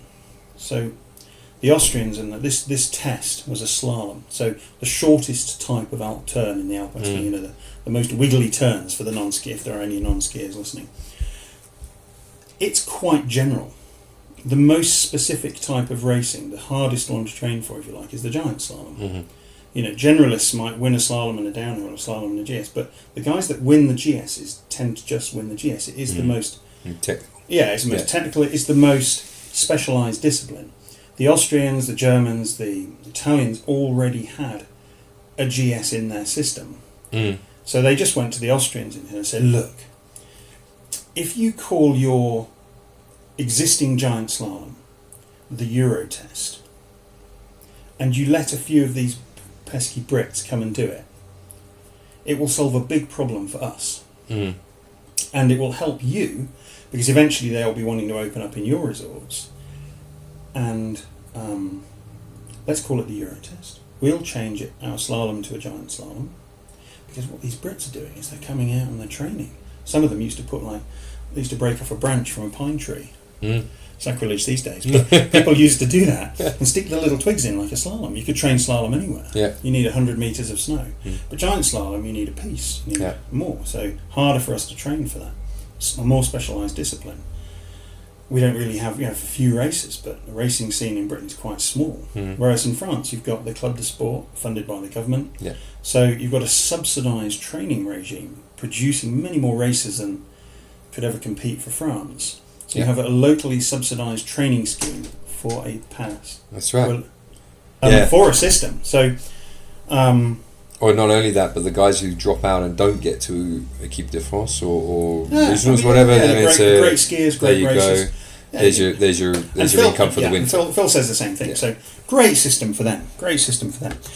And what you have to understand at this point is that they then came to us and they said, well, look, here's the thing. We're going to call it the Euro test. And you've got this 4-level system now, 3-level system, as it was then. You've got 200 members, and they all want to work in France. Some of them are already working in France. So lots of them are doing training for these tests and injuring themselves. And how about this? We will give you 200 full equivalences. We will give you 200 licenses to work in France for all of your top members. So they will be recognised in France. But from this point forwards, we will invite you to become part of the Eurotest group, and you will incorporate the Eurotest into your system. So rather than producing people who then apply to work in France, obliging the French to prove there's a substantial difference, therefore sending them to the test, and not the adaptation period, which they have a temporary exemption from, we're going to incorporate it into your system. So not only have we stitched you up with the derogation, but we're then going to make you swallow the thing that we send you to as part of your system. And you can turn to your members and you can say, we've been recognised in France, all our top members are going over there. So of course, if you were a level 4 at this point, happy days. We all suddenly received full French equivalents. So there's that generation. They call this grandfathering. Which is a disingenuous term because it implies that, well, it all just moved on and we swept a few of the old boys along with it. So let's say there's been 1 or 2 people that have passed since. So 200 of us were given it, and 1 or 2 a year, 19 years, 18 years, 36 guys. Maybe there's more than that. Okay. Plus we all, we can train them for it, and it creates a thing, a funnel through which, And so the guys that did I was just becoming a trainer at this time, and so I was still in, I was still like, I'd not stuck my neck out too far at this point, and we had a meeting, and I raised my hand and I said, it was a trainers meeting, it wasn't a board, I wasn't on the board, I was on the inner side of it, so to speak. I said, we are selling out, because if we accept this, all our future members will have to go through this, and what they have, their route through falls way short of their European rights. And the chairman at the time walked towards me, David, pointing his finger, saying, no, it's not like this, you can't say that. So it was a lone voice, because everybody else in the room was receiving the full equivalence. So the next question is, you probably want to know, is, well, why would the French want to protect their people so much? Why would they involve their government, their civil servants inside the commission? Why would they do that? And you have to understand at this point, why have Britain just been bought in 2001, and why have we accepted this thing for which we have difficulty training, for which we have very few people with a racing background. Most of the basic guys are strong recreational skiers who've become high-level skiers living in ski resorts, which will exclude them. Well, they said at the time, okay, well, your level 3s, or level 2s as they were then, you're the ISIA level now, they can all work as stagiaires. Oh, brilliant. Well, okay, everyone was like, well, that's, maybe that can work. 3 years later, gone. Yeah. They took that away. I heard that was taken away for the recognition of snowboard equivalents or something. In exchange for, I don't know whether that's the case. The snowboard story is a separate but very similar story. Yeah.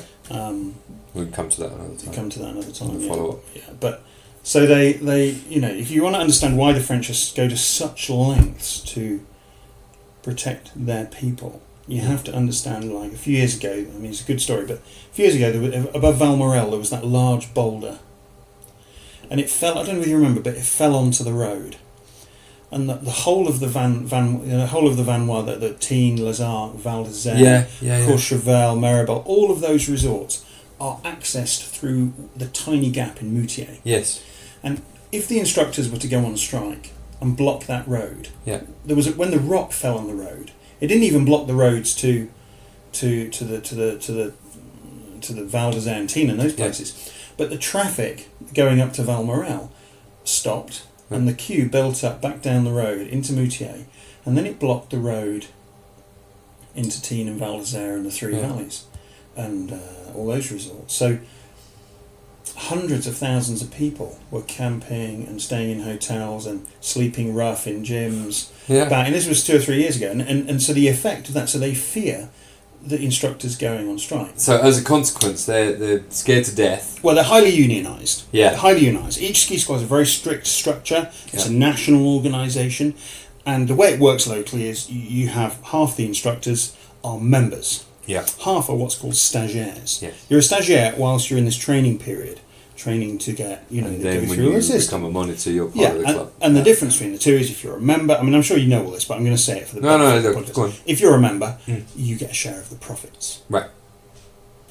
If you're not a member, you make the profits. You earn a lower percentage of the value of the lessons, you make the profits. Yeah. So the whole system depends. These stagiaires can't go off and start their own ski school. They can't go independent. If they did, they'd be like good stagiaires who couldn't become members, who would go off and take all the clients and start ski schools, and the whole system would fall down. Their share of the profit. So they do their teaching, they get their hourly rates, but the members then get a bonus created by the stagiaires who are trying to get through this system. So the real reason behind all of this is the internal structure of the ESF. So the barrier between being a stagiaire and being a member is the Euro test. It also sounds awfully like a pyramid scheme. Exactly. They're everywhere. So if you want to get into the money, you've got to get past this test. So they need a barrier which essentially controls how many members there are. Yeah. So you think, well, the Euro test, no, it's you have a ski racer and they have a percentage and it's really fair. But of course, they know that the number of people coming in every year is the same. Yeah. And they know how many people they need. They know next year so many will retire. The year after so many will retire. The year after so many will retire. So they know how many they come in. When the French president tries to reform the retirement age, when he says, okay, people will have to retire a year later. Yeah. It's not the 65-year-olds who go on strike because they don't want to work another year.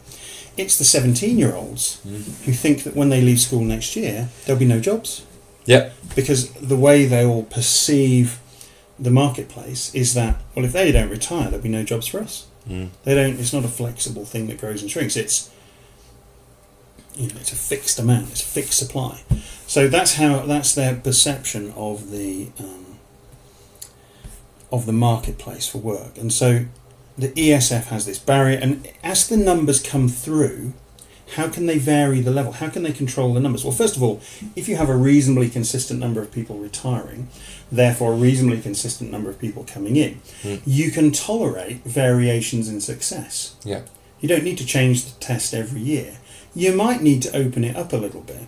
And if you've got these guys who are racers, but not actually racing, you can't say, what are your fist points, like you can with the ISO test. Yeah. You just have this guy And I imagine them like in a barn, like lifting weights, like they were on the French team. You know, they're now stronger than they were before. Yeah. You know, this is where the real action is. You know, don't mind all that racing for nothing. This is like, now I'm defending the system. So they bring him out. Yeah. We go, well, no one's retiring next year. Oh, we don't need. They can accept a few more go in 1 year. Yeah. And if they need to change it a little bit, well, they can change the slope.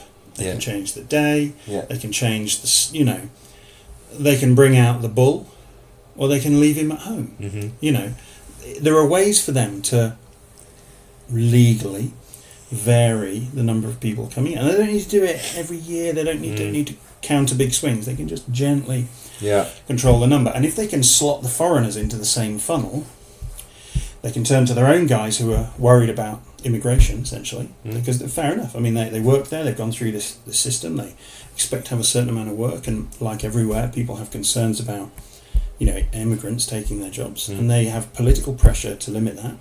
So they've using the lobby at the EU, the local government, the authorities that control the paperwork for the foreigners, using all of those avenues, they manage to fit them into that funnel, which makes our system, if you like, essentially a subsidiary of their system. Yeah. Unless, of course, you come and work here, and we're probably great for the whole system because we can still employ people, and it's not like, well, when you get your level 4. Yeah. You can start teaching. You know, so that's my understanding of the whole thing. And if you're a young British instructor and you're coming through and you look at your system and it goes, okay, you do level 1, 2, 3 and 4, and as part of your level 4 you've got to do the Euro test, and a lot of them come through and they work all over and they get to the level 4 and they go, oh, Euro test, okay, too hard, I won't go any further. Or they go, right, I'm going to do it, and they start training. But no one is going to explain all the history and the reasons behind it, and because they've accepted it and not under their rights as Europeans, which may now end. So really what we're arguing about, I mean, you know, this approach to it, here is the European law allowing freedom of movement. If you want to maximise that, if you want to take advantage of that as much as you can, therefore we could have pushed for this, which some of us were, but actually, you know, you're talking really about a few hundred interested instructors with a tiny office in Aviemore, up against 25,000 well-paid French instructors, their union representatives, their leaders. You know, they have enough members that they can hold the balance of power in the Haute-Savoie.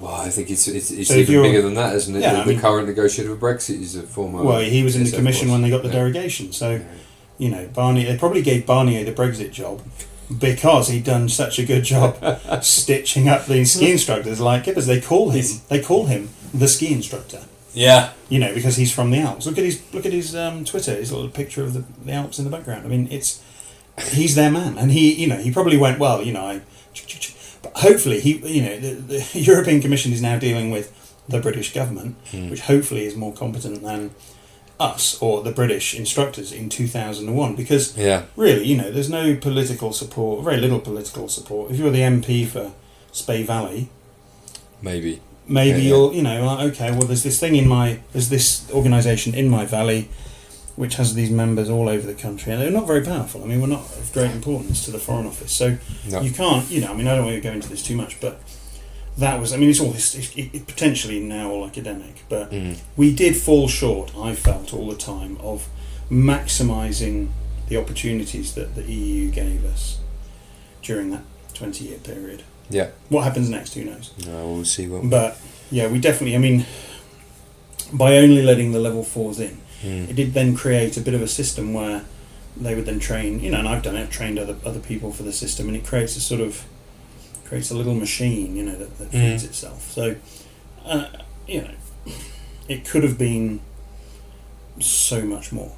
Yeah. If New Generation had access to 1,000 level 3s, and if level, you know, 2s could work for 4 weeks, 2 weeks, or something, you know, there is a new agreement that's come through now, which may even be a little bit better if we still have access to that. But yeah, I mean, that's my take on the history of the thing. And then there's in amongst that, there's all sorts of ski school stories and blah blah blah. I'm sure. Time. But, but you know, there have always, like Phil said, very very in his great way.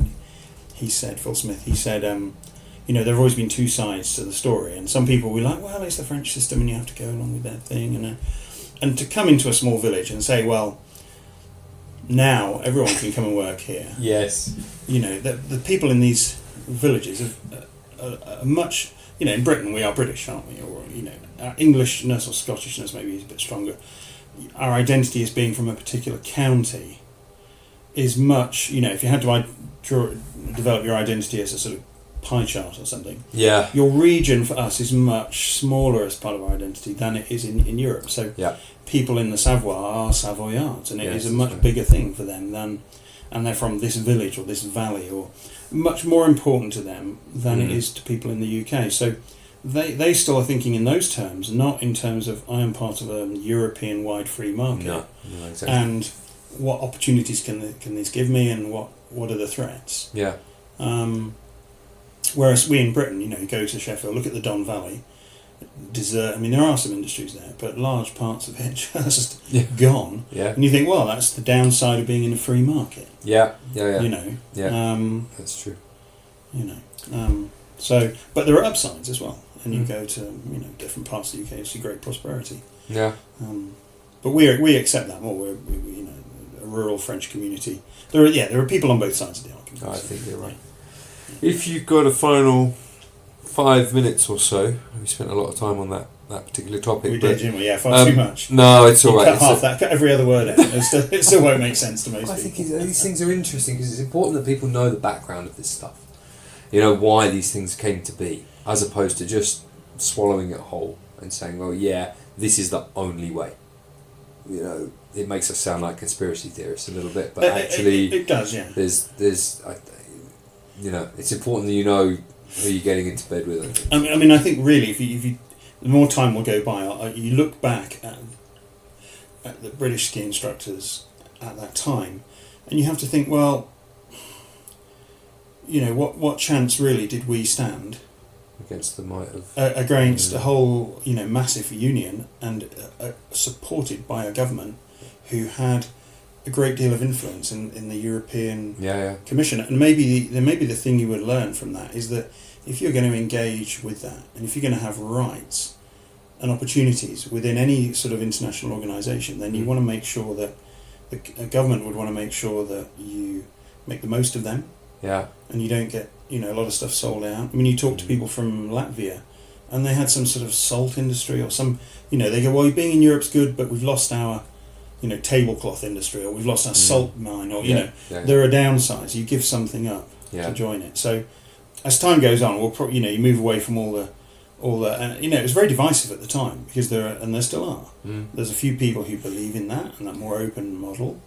And there are a few people who hate that idea. And if you're in France now and you're earning good money, it is presented to you as, well, the only alternative to more and more protection is this scene where everything gets blown apart and you won't earn any money. When in fact, there's probably a sensible middle ground somewhere where somebody in France who has 3 instructors could actually then have 3 more, 5 more, 10 more. Everyone wins. Yeah, and there'd be more people working, and in Switzerland, very clever. I mean, they have a regulation, and you can still earn good money as a paddler, and there is a chance to train and develop your career, because it's a much more sensible set of regulations than in France, and you can see they're at one end of the scale and we're at the other. I think on balance. You know, and imagine it being, it's a very divisive thing within our association. So, for sure. I mean, you know, there are people who really pushed it out there, like Simon. And there are people who are very much on the other side, and you know, they want to just protect their little patch and they want to do their hours, and that's great and that's fine. But very hard. I think apathy in the first place is probably the chief problem. Yeah. You know. All right. Let's just finish off on this one then, because it's a personal interest in mine. But how did you? We're going back now to ES. Yeah. So at some point, you have managed to make the transition from maybe not ES being all about you. Yeah. To scaling that business bigger. Yeah. So this is ski instruction as business, listener.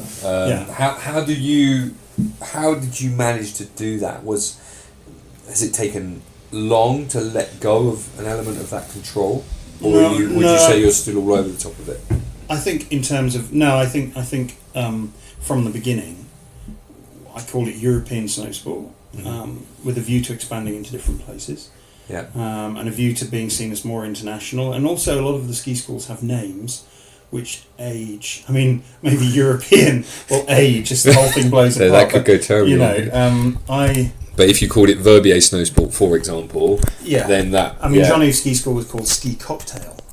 I heard and cocktails in the 80s were the thing. There was Tom Cruise, there was Cocktail. Yeah. It was a name. It was a great... I mean, I loved working for him, and it was great. But it was a thing of its time. Yeah. And there are all sorts of... I don't want to go into naming all ski schools, but those like, Crazy Banana, whatever, they do age after a while. So I always thought, well, it would be seen as a thing, and locally, obviously, I'm connected with it, but to the clients, I don't think. If I called it the Julian Griffiths Ski Academy or something, then I'm forever dependent on me. I have to be like, I couldn't never sell it or anything like that. So I think operationally, you've just got to develop, like up until the credit crisis, it was just me and a bunch of instructors and sell less people queuing out the door, for lessons, because not because we were so popular. I mean, I like to think we were, but or because our admin and sales were so ineffective, And after the credit crisis, we were no longer a bunch of instructors running a ski school. We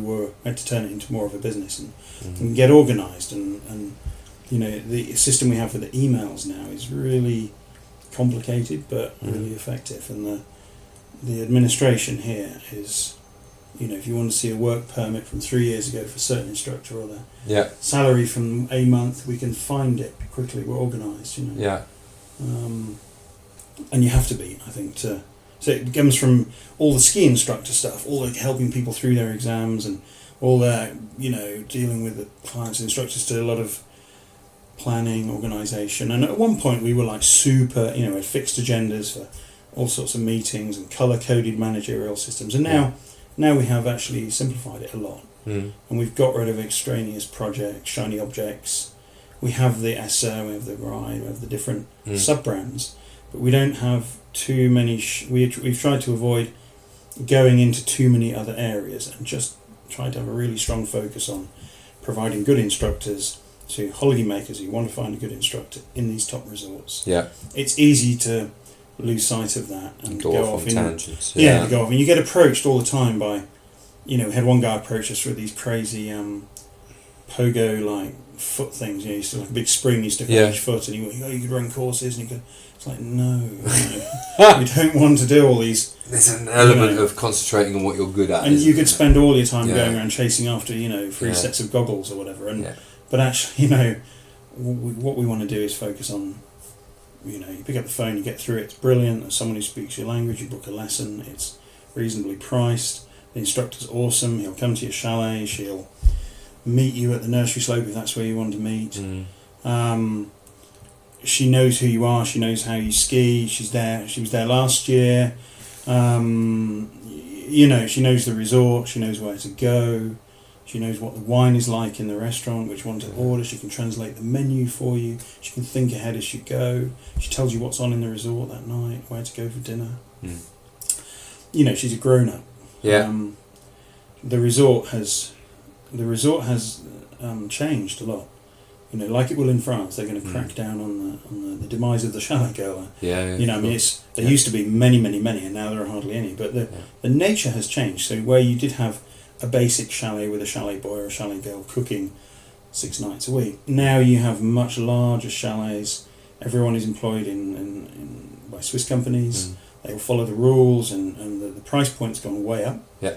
And so the number of instructors the clients have has changed for us in Verbier. It used to be sort of 5-6 clients to an instructor. Now it's 5-6 instructors to a client. I mean, sometimes I can do maybe 10 times now. The clients have gone, would you like to ride back to London with us on our jet? And the instructors have been on the private jets with the clients, and the clients have changed. I'm afraid to say, the regulations have pushed a lot of the lower price point companies out of resort. It's not great, but. So the ski school has changed, and we have to. The type and age, the type of instructor we have, their age, their experience, it's evolved over time. And your role within European Snowsports now is so you don't get involved in the day-to-day. You're not in the trenches necessarily. You're more sort of strategic. No. I mean, yes and no. I mean, I'm at the meeting point in Verbier every morning of the peak season weeks. Yeah. Some of the shoulder weeks too, and I go up there most mornings. To be honest, we then have the private lessons. You know, in Verbier 10 years ago, all the private lessons would be meeting at the Medram. Yeah. But now they don't have to. They all go. The instructors go to the chalets. They meet wherever. So you don't see the instructors. We might have 50 instructors out there on a day, and you don't see any of them in the morning. They're all off meeting wherever. But then the kids groups, it's close to a private lesson now. The kids groups, so it's it has a supervisor and someone who helps with the flake trackers, and there's a bit of logistics. And I'm there every morning doing that. We have a director in Zermatt, Hannah, who does the same over there. And then, strategy, marketing, talking to people, trying to educate people about the school, commercial stuff. So I do a lot of that as well. And I teach. Okay. Maybe 100, 200 hours. Some of our instructors will be laughing, saying he never does 200 hours. But I like to think that I'm still out there. And you know what? When I do teach, I love it. I've got some great clients that come back. They probably want a younger model now, but they're great, and we have a great time. And when you're out there teaching, I think the guys see me teaching and they're like, okay, I work for a school owned and run by a ski instructor, and that's valuable. You're not just some like business guy there. And I get to see them teaching in the competition, and take a few pictures for staff training and and that sort of thing. But it's good. I mean, I'm a ski instructor, always have been, and I still teach. I teach in Zermatt sometimes. Okay. Go over there. Yeah. Got some clients that go there. That's great fun. See the team over there. But with the team over there, I'll talk to them socially and stuff, but they report to their boss. Yeah. So in the other resorts, if I see someone, with like the gloves clipped onto their belt, it doesn't sound like much, but we don't do it. So if I see someone, I would never go up to them over there and say, we don't really like, I might say to the manager, I saw so-and-so over there. And she'll be like, But so we have a chain of command, which is, And you don't dip in and out? No, never. And that works so much better than when I started over there, and I used to be over there and in amongst it all, and causing havoc basically. So I've you learn those things as you go on. I think it's the giving up of control. This is giving that away. It's what a lot of business owners find the most difficult thing. It's a challenge, putting good people in place, and then saying, "Nah, it's for you." I mean, I've got a brilliant lady now who looks after my ops. Hello to Alicia.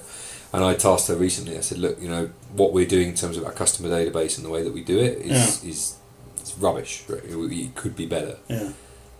And to her credit, she's just gone off and done and found a brilliant database to set it all up and everything. Yeah, it's awesome. It's 100 times better than what we did before. Yeah. And for me, that feels really, really good because I can come back to, my desk like yours, and I can see these guys working away in the background. It's like, hang on, I'm onto something here, because this frees me up then to go and have conversations like this. This is quality time for me, right? And I can learn from you, and I can go and cement our relationships with our other, the people that bring us a lot of business and that kind of thing. It's important. And I think when you do that, it's really hard to do it because people do things in a different way. Yeah. People have different, like if things you see your instructors doing, when you stick a supervisor in between you and them, he or she will accept things that you wouldn't and insist on things that you haven't thought of. You have to let them do that, and that's really hard. We have a team of instructors who are linked very much in with one of our main clients. They're called Bramble Ski Pros, and they're a sort of chalet concierge. And they work for the tour operator, and they work for us. Okay. And they do concierging and ski instructing. Yeah. It's very integrated, and I think it's the way things are going. There's not that demarcation between lines anymore, is there? We launched our own high-level customer service internal certification 3 years ago. Okay. and it developed over 2 years, and then last year we paused it, and I think this year we'll relaunch it, but in a slightly simplified form. But basically, when you were working with people, to come here and book a chalet in a peak week, you're looking at the sort of chalet which will have, people, we have all people on all budgets. You're looking at the sort of chalet that will have 2 drivers, 2 hosts, 2 chefs, maybe 8-10 staff. So tens of thousands of pounds or euros or whatever. The clients most likely are from anywhere, and multiple nations in one chalet. So you'll have 2 French instructors. Their friend from Sweden turns up, a Swedish instructor, 3 Brits, 2 Swiss. It's from all over. The language requirements are from all over, and the instructors, instead of working in a solo way, are suddenly working in a team. So we need to coordinate. We're all going to meet up. Sometimes we've had 12 instructors on one client, and they all have to meet at the same restaurant. Yeah. And 12, of those 12 instructors and 14 clients, 6 of them are going back to the chalet. So vans have to come. Yeah. And then other things have to be coordinated. So it's a big teamwork effort. So organising that. You need a lead instructor. What training do you give them? What do they need to know? It's a real it's a really complex thing sometimes. It's no longer just the guy goes off, he does what he does. Who knows? They seem happy with it. It's quite hard to monitor that, because it is a very personal thing, a ski lesson. And the moment you follow them around, you can't. The atmosphere changes. Yes. So it's hard to know what people. I spend quite a lot of time watching what the instructors are doing, and you can tell immediately, looking at any ski lesson, does the instructor hold himself in a professional way? Are they into what they do? If they're doing a demonstration, are they really doing it? Are the clients watching? Do they do 6 turns without looking back at the client for better skiers? Yeah. Do they stop, regularly? Are the clients enjoying it? Are they windbagging? Are they, are they blah blah blah? You can tell just from looking if a client's happy or not. Yeah. And you can tell pretty quickly from the feedback. Some instructors that people rave about them. Some people you don't hear that much, and you think, Yeah, it's true. We don't really get many complaints. It's very. It's one of my goals for this year is to do a little bit more of that, more of this kind of secret watching.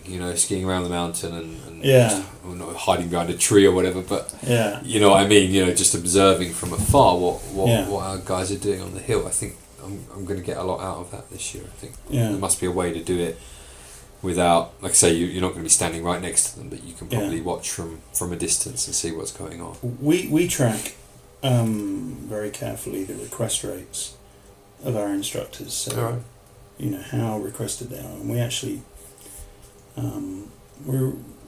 we monitor that a lot, and then we look at the instructors and we try and recruit to a type of person that is going to be more highly requested. There was that.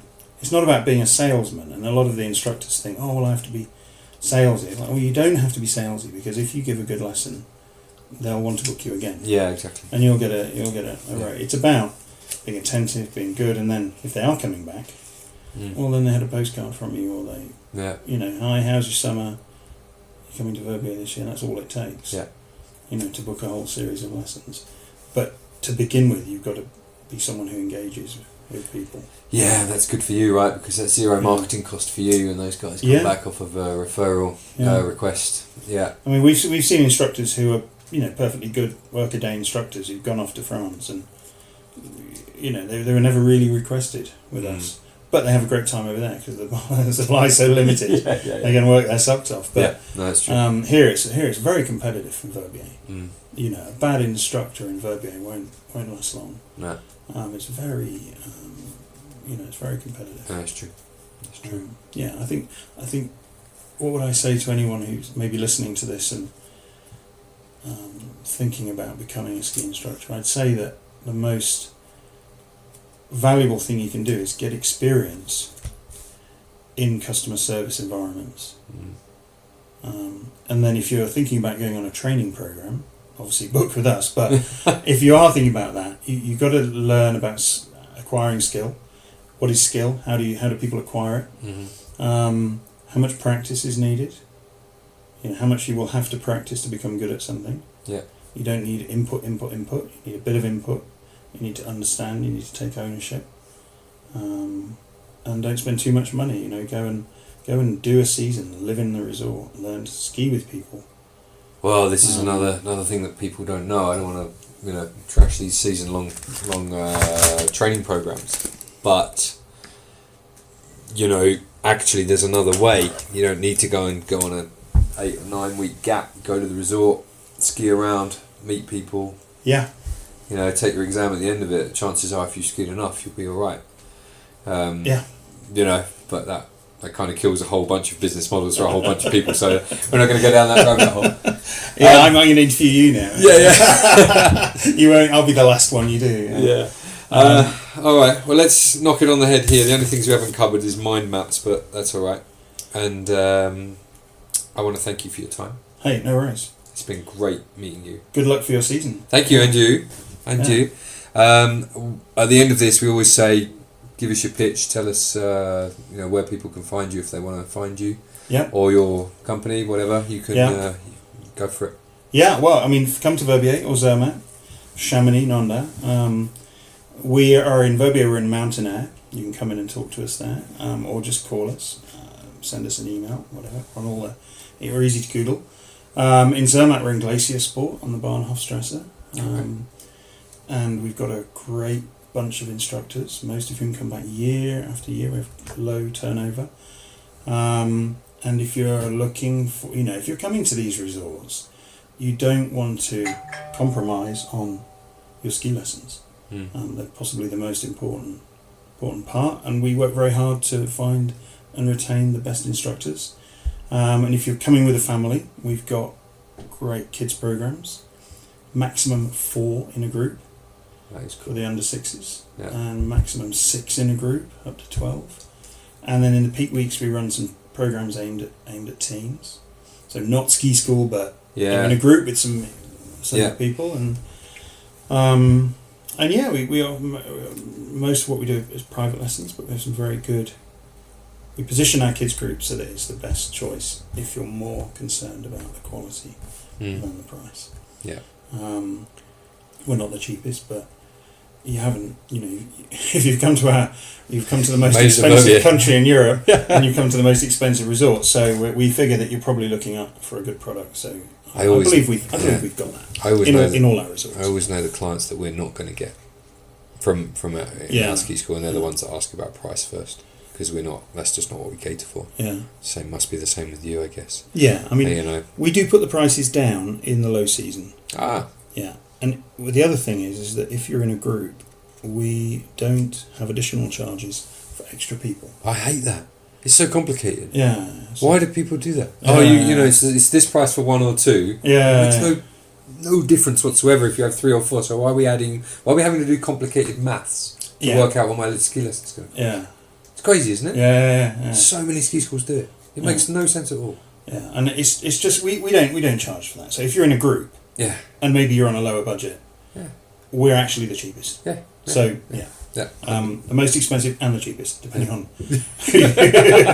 who you are. How many mates you've got? Yeah, how many mates you've got. If you're just on your own, that's going to cost you. So, so that's thanks for coming up. Really good luck appreciate with your winter. Thank you very much. Thank you for your time.